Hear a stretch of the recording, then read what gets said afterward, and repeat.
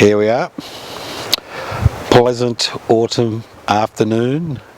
Don't let anybody tell you that there are no flowers in autumn. There's flowers in every season, including winter. Now, I'm interested today in pursuing something which has an application to every person in Australia and which will become worse as we go along.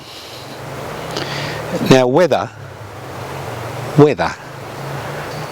you believe climate change is some type of hoax, and unfortunately there are people who believe that, including the buffoon in Washington, or whether you think climate change is the beginning of the end, the fact is, it doesn't matter what we believe or think, reality is reality. And the reality we face as 27 million people living on a continent is that there are increased cyclones, increased droughts, increased fires, increased floods, and the latest addition is the possibility of war. That's right, war.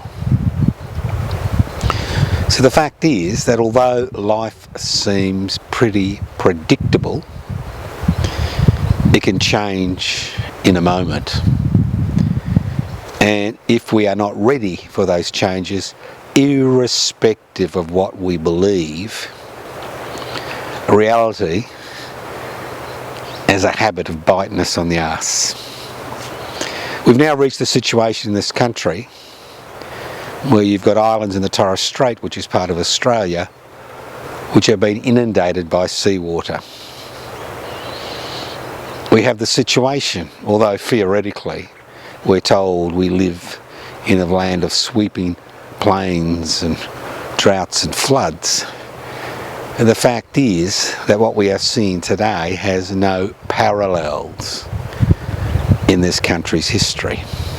Obviously there are exceptions, but no parallels. And the corporations which will tell you this are the insurance companies. I don't know if you realise insurance is a gamble. That's all it is. They gamble that nothing will happen to your property. Because if something happens to your property which you've insured, they'll have to pay you out. We gamble that nothing will happen to our property. In the majority of cases, they win because they're making more money than they're giving out. But as we see more and more mass disasters, what we are seeing is a reality where they're beginning to lose. And when they begin to lose, like all good betting agencies, they don't bet on a sure thing. And we've seen increasing parts of Australia where residents, whether it's for their property or goods, cannot receive the appropriate insurance cover, which makes life very unpredictable for an increasing number of Australians. If there is no insurance cover available and the state refuses to be the insurer of last resort. Now this is a big country. It's a big continent. It has a minuscule number of people, but over 70%, possibly 75% are concentrated in 6 major urban areas. And what we see, disaster after disaster after disaster, we see a piecemeal response to that disaster. So at time we looked at setting up national permanent disaster recovering centres. That's right. National permanent disaster recovery centres. And they can be based on population ratios and ratios regarding particular geographical zones. So what I'm proposing is nothing new, but it's the type of thing we don't see much of, because every little organisation wants to protect its little territory.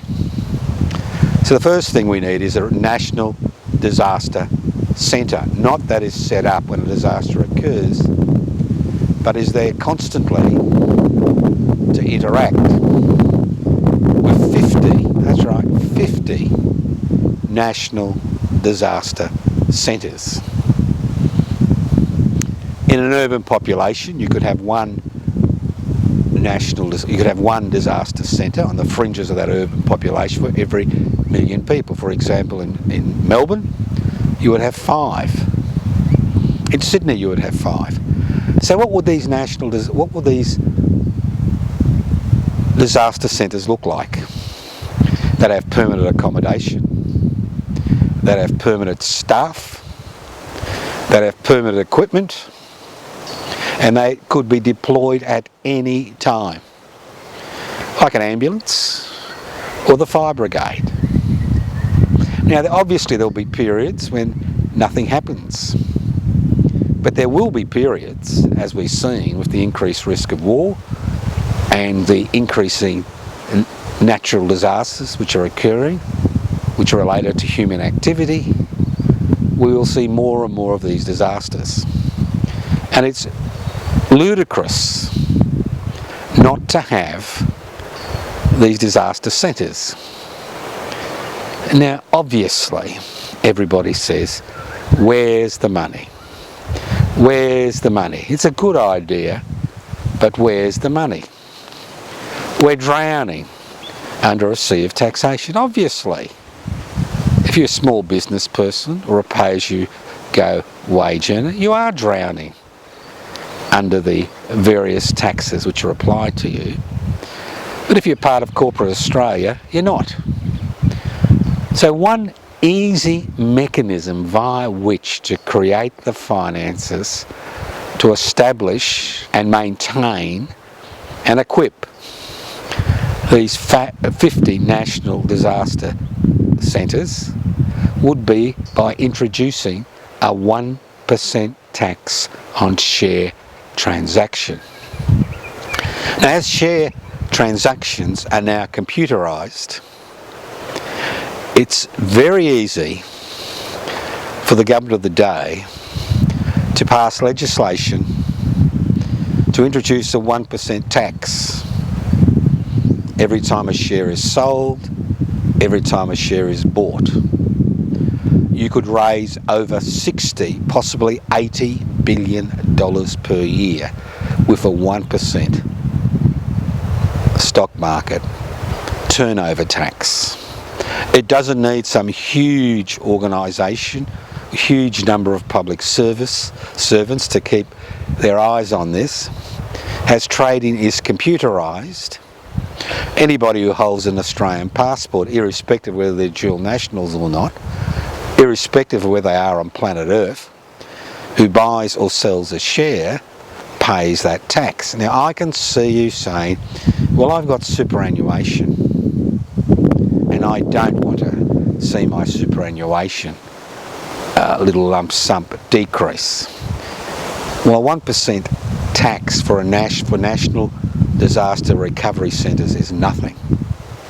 Nothing compared to the losses individuals and communities sustain in a period of a national disaster. We see this over and over and over again, where people's lives are totally derailed, irrespective of insurance support, irrespective of government support in terms of emergency funding. Just look at what's happened to Lismore in New South Wales to realise what happens.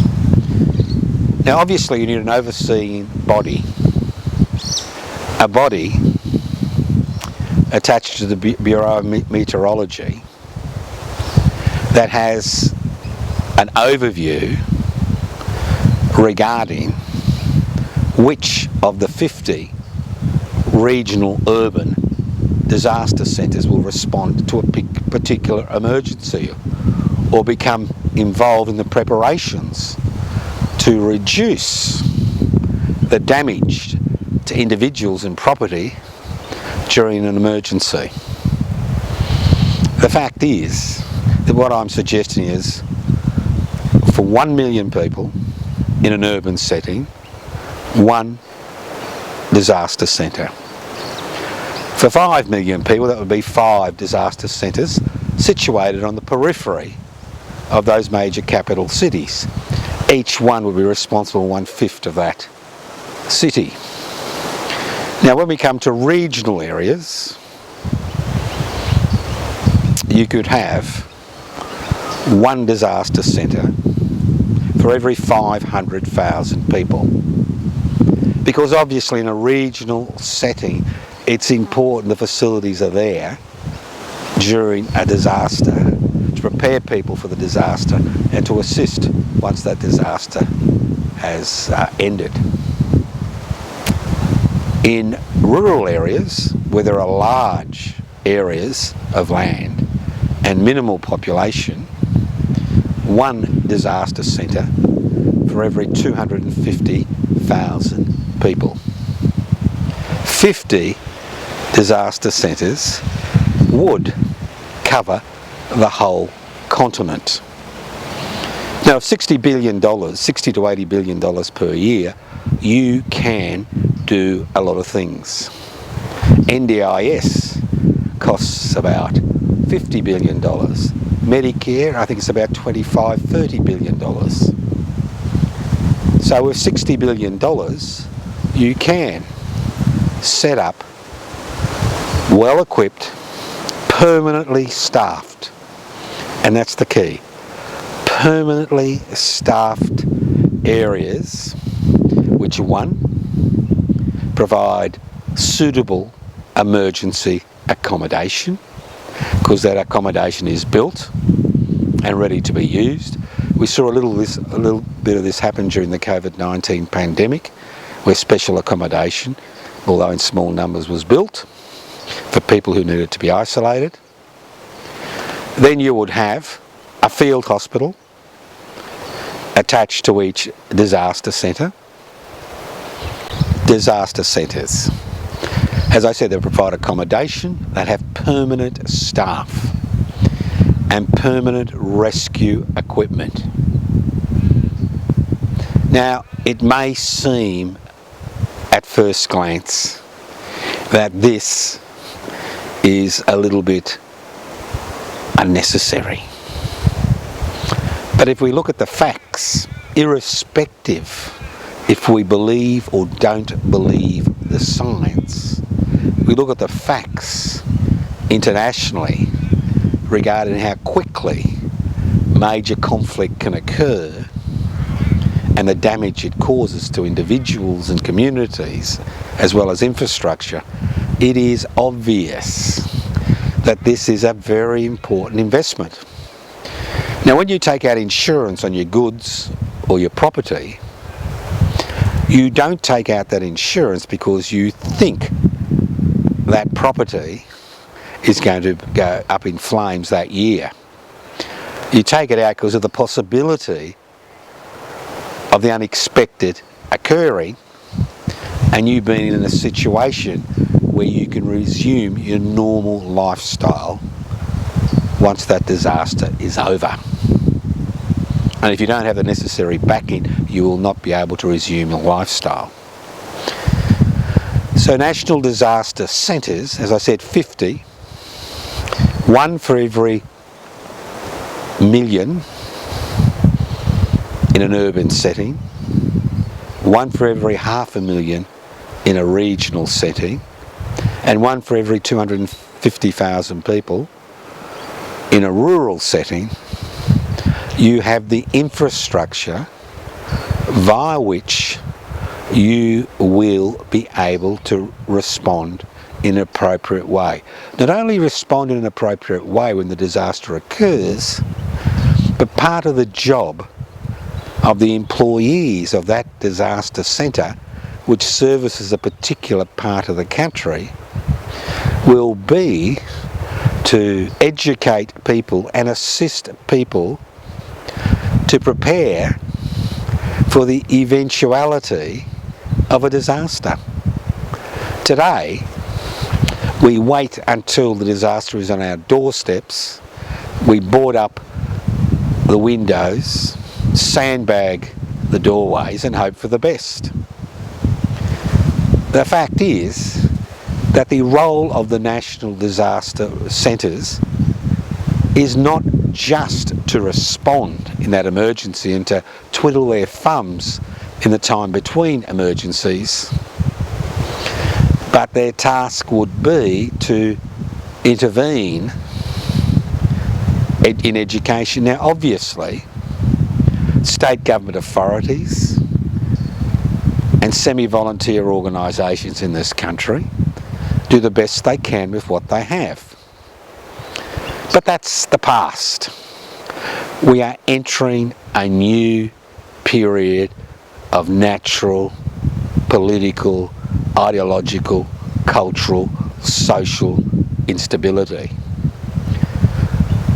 The institutions that were set up to deal with the eventuality of a disaster are no longer able to cope. That's why we see the Australian Armed Forces being sent over and over again to disaster areas because the local authorities are not able to cope. And obviously, some of the states with a decreased revenue base will not be able to cope, as well as the territories. So it makes sense to prevent us from sliding into this situation where we react from disaster to disaster to disaster without actually organising to assist people to prepare for what will happen. Now obviously we already have institutions like ambulances, SES, fire brigades, police forces, which are all part and parcel of current disaster planning. But the fact is, this is a continent. We only have 27 million people living on this continent. We need to have the resources, which I said before, would come through the introduction of a 1% stock market turnover tax. Any person with an Australian passport, irrespective of where they live, will be charged that tax. And that tax can easily be collected by the federal government because it's computerised these days. At the same time, we need the physical infrastructure to look after people who are displaced, and we need the personnel and the equipment there to help us decrease, that's right, decrease the damage that has occurred and increase the community's ability to deal with any disaster, no matter how all-encompassing it is.